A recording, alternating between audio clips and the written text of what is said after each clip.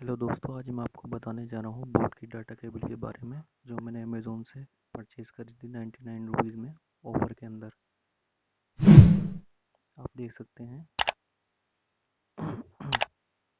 आपको मैं अनबॉक्स करके दिखा रहा हूँ इसकी क्वालिटी। ये 3A को रैपिड चार्जिंग सपोर्ट करती है। 480 Mbps की इसकी डाटा ट्रांसफ़र स्पीड है। 1.5 mm लेंथ है। 2 ईयर की बोट की तरफ से वारंटी मिलती है। आप इसकी क्वालिटी देख सकते हैं।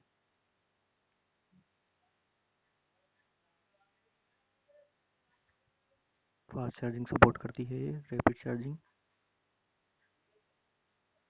देखिए आप इसका वायर देखिए आप।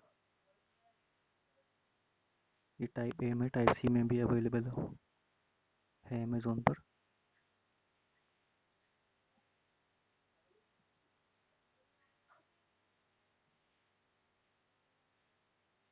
वायर की क्वालिटी देखिए आप।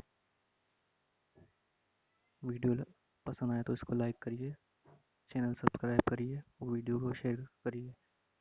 Thank you.